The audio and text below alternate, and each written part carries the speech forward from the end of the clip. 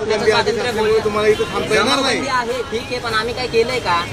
भाषण स्वातंत्र्य आहे का थांबता नाही? येणार नाही तुम्हाला जमाव. सर मी लॉ करतोय, भाषण स्वातंत्र्य आहे का नाही? आर्टिकल नंबर 19 माहिती आहे तुम्हाला भारतीय संविधानातला? भाषण स्वातंत्र्य, कुठेही संघटना बनवायचं स्वातंत्र्य, फिरायचं स्वातंत्र्य, बोलायचं स्वातंत्र्य आम्हाला आहे का नाही? हाल फिलहाल में जिस तरीके से पूरे भारत में जो कई सारे जेंजीज हैं, जो स्टूडेंट्स हैं, जो युवा हैं, अपनी आवाज उठा रहे, अपने मुद्दे रख रहे, पर पुलिसों द्वारा, सरकार के द्वारा उन्हें डिटेन किया जा रहा है, उन्हें जबरदस्ती गाड़ियों में बंद किया जा रहा है, उन पे गुनाह दाखिल किया जा रहा है, सेक्शन 35 लगाया जा रहा है।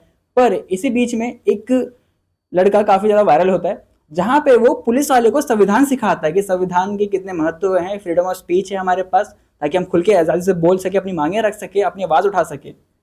और वहाँ पे पुलिस वाले की बोलती बंद हो जाती है। जहाँ दोस्तों वो लड़का हमारे साथ मौजूद है, उसका नाम है दीपांकर बड़ुदे। कैसा लग रहा है अभी हाल फिलहाल में जो इतना वीडियो वायरल हुआ, और प्लस जिस काम के लिए हुआ है उस पर और छाती चौड़ा होता होगा? एक्चुअली जिस भाव से मैं उधर गया था, मतलब मेरा बिल्कुल भी ये नहीं था कि मुझे वायरल होना है या नहीं होना है।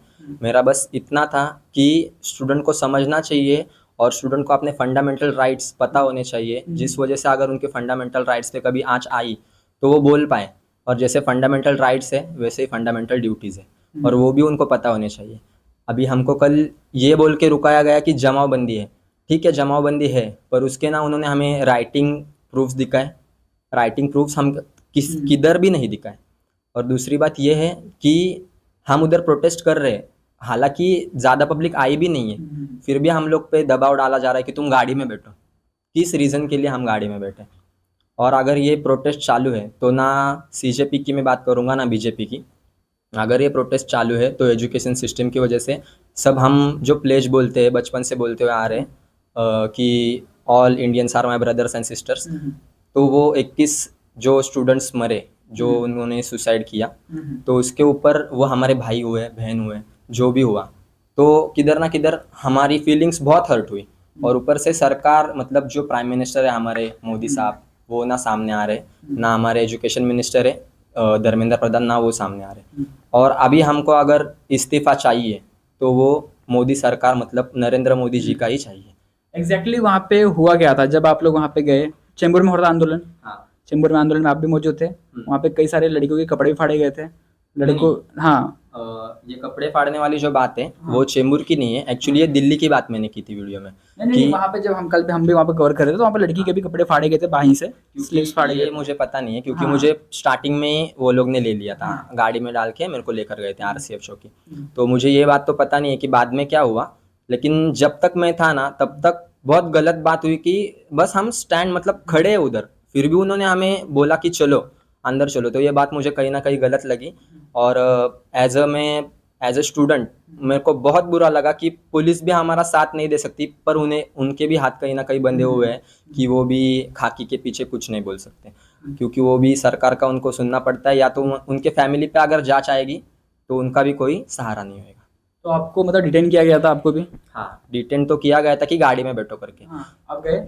नहीं, गाड़ी में मैं तब नहीं गया, क्योंकि मैं बोल रहा था, मीडिया वाले आए तो वो ज़रा थोड़े से सहम गए कि नहीं अभी नहीं कर सकते हम। तो फिर बाद में जब मुझे पुलिस वालों ने मतलब स्टार्ट किया, जब बहुत क्राउड हुआ, उस टाइम पे भी मैं आगे था। जब मैं बात कर रहा था तो मेरी कॉलर पकड़ के मुझे घसीटा गया पीछे। मतलब सबसे पहले अगर किसी को गाड़ी में डाला रहेगा तो वो मैं रहूँगा, ताकि मतलब उनका आई गेस मोटिव उनका ये था कि जो मेन स्पीकर्स है उनको पहले डाल दो, क्योंकि स्पीकर्स अगर बोलेंगे तो पीछे का क्राउड और हाइप होएगा। मतलब डिटेन नहीं हुए आप? डिटेन तो नहीं, मतलब कॉलर पकड़ के तो लेकर गए वो, और बाद में जब और 50-60 स्टूडेंट्स लाए गए उधर, तो उनके कपड़े फटे हुए थे। पर जो एक लड़का था उसका शर्ट उसको हाफ नंगा करके लाया था, ऐसा बोल सकते। कुछ गुनाह दाखिल वगैरह किया गया आप पे, या फिर आप किसी दोस्त पे? नहीं, गुनाह वगैरह तो दाखिल नहीं किया, पर एक क्राउड को बस हाथ में लाने के लिए उन्होंने ये डराने के लिए ये सब बातें की। और एक्चुअली में जमावबंदी थी नहीं, तो गुनाह किस चीज़ का गुनाह दाखिल करेंगे वो लोग? उनके पास है क्या जो गुनाह दाखिल करेंगे?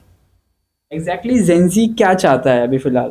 जेंजी की मांगे क्या है? जहाँ धर्मेंद्र प्रधान का इस्तीफा तो चाहते ही हैं, जिस तरीके से एजुकेशन सिस्टम में जो भी चल रहे हैं ऊपर नीचे, जो भी खबरें सामने आई, पेपर लीक्स होना हो, टीईटी के पेपर लीक्स होना, नीट के हो, पर धर्मेंद्र प्रधान इस्तीफा दे दिया।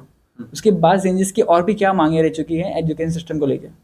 जैसे कि मैंने आप भी बताया कि बस धर्मेंद्र प्रधान का इस्तीफा हमें नहीं चाहिए, हमें मोदी सरकार ही नहीं चाहिए, क्योंकि बहुत बहुत बुरा किया है उन्होंने, बहुत एजुकेशन सिस्टम की पूरी मतलब वाट लगा दी, ऐसा मैं बोल दूंगा। अगर इजी वे में, अगर मुंबई करके भाषा में अगर आप सुनना चाहोगे तो एजुकेशन सिस्टम की पूरी वाट लगा दी है वो लोगों ने। आपको नहीं लग रहा क्या दूसरे पार्टी वाले भी आएंगे तो क्या वो अच्छा करेंगे? वो भी तो वाटी लगाने वाले हैं।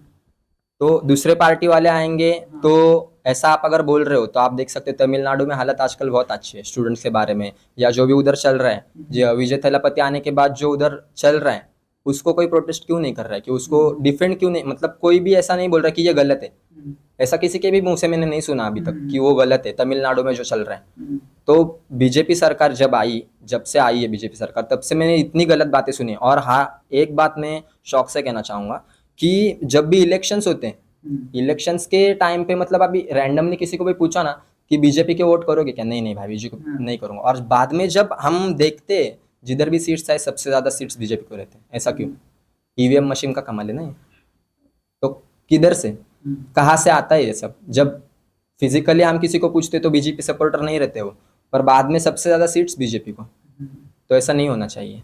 जो लग रहा है इसके पीछे कुछ पॉलिटिक्स वगैरह किया जा रहा है, या फिर कुछ है? अभिजीत दीपके का जिस तरीके से दिख रहा है, अब चाहे वो अरविंद केजरीवाल से मिलना हो, जिस तरीके से गले मिलना हो, लग रहा है कुछ विजेता दहिया को तो निकाल दिया गया। धीरे धीरे सीजेपी भी हमको एक आने वाले टाइम पे ऐसा लगता है कि बिखर जाएगी और अभिजीत दीपके पार्टी एक किसी ना किसी पार्टी में चली जाएगी। तो यहाँ पे बच्चों का, स्टूडेंट्स का, इमोशन का, उनकी भावनाओं का इस्तेमाल किया जा रहा है। हाँ, स्टूडेंट्स के भावनाओं का इस्तेमाल तो नहीं बोल सकते, पर जो स्टूडेंट्स का जो फीलिंग्स है वो रियल है, क्योंकि उनको ये चाहिए कि हमें आवाज नहीं था, और वो आवाज अगर वो लड़का अमेरिका से आकर इधर उठा रहा है तो हमको एक एज ए लीडर टाइप कोई तो मिला, और वो आवाज हमें मिला। और उसके वजह से बीजेपी को लग रहा था कि वो वन साइडेड है, जो वन साइडेड उनको लग रहा था कि उनके अगेंस्ट कोई नहीं बोल सकता, पर उनके अगेंस्ट अभी इतनी बड़ी ताकत खड़ी हुई है कि जो युद्ध ताकत है, और इतनी बड़ी ताकत खड़ी हुई तो किधर तो बीजेपी को डर है अभी कि हमारे सामने इंडिया का युद्ध खड़ा है, तो उनकी मांगे पूरी होनी चाहिए। और आज तक हिस्ट्री बताती है हमें कि अगर कोई स्टूडेंट्स ने मुद्दा उठाया तो उस पर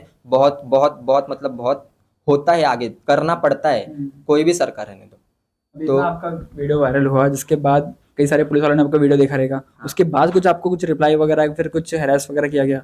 नहीं, अभी रिसेंटली मैं इधर गया था अपना येवले चाय के इधर से थोड़ा आगे नागौरी चाय के इधर, तो उधर उन्होंने मुझको पहचाना तो बोला तेरा बहुत वीडियो वायरल हो रहा है ऐसा वैसा। मैंने बोला हाँ, तो मतलब उन्होंने भी मेरे को ये बोला कि तू बोला वो बराबर है, कुछ गलत नहीं है, आर्टिकल तूने जो बताया वो बराबर है, पर कैसे कि इसका फायदा पॉलिटिकल पार्टीज लेती है।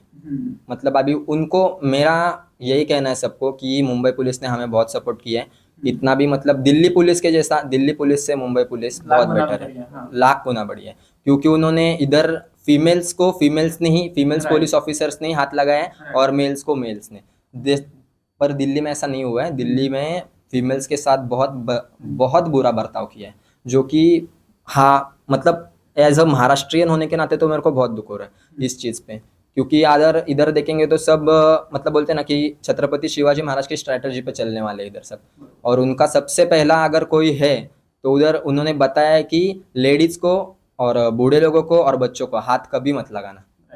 तो ये अगर इधर होता है, एक साइड से अगर छत्रपति शिवाजी महाराज का नाम लेते हैं तो हम लोग को ये सीखना चाहिए उनसे कि हम लोग को लेडीज की बहुत रिस्पेक्ट करनी चाहिए, जो कि दिल्ली पुलिस से नहीं हुआ है। धन्यवाद दीपांकर, आपने इतना समय दिया हमें। और आपको बताना चाहते हैं कि ऐसे जेंजी जो संविधान के माध्यम से जब अपनी आवाज़ उठाते हैं, जब अपना आंदोलन करते हैं, तो काफ़ी फ़क्र महसूस होता है। सिस्टम में अगर कुछ खामियां हैं तो उस पर बात करना काफ़ी अच्छा लगता है। और ये पहली बार एक ऐसा प्रोटेस्ट पूरे भारत में हो रहा है जहाँ पे ना कोई धर्म है, ना कोई जाति है, ना कोई राजनीति, केवल बच्चों के असली महत्व की जो बातें हैं उन पे ये आंदोलन किया जा रहा है। दीपांकर ने काफ़ी अच्छा बातें अब हम सबको इस वीडियो के माध्यम से बताई और हमारे इस चैनल के माध्यम से बताई, जहाँ पे पुलिस वाले को बिना कुछ तू करे, बिना कुछ गाली दिए, बिना कुछ वायलेंस का उपयोग करके उन्होंने सरल तरीके में संवैधानिक भाषा से उनसे बात की। तो आशा करता हूं आपको ये वीडियो पसंद आया होगा। आप इस वीडियो को लाइक करें, ज़्यादा शेयर करें।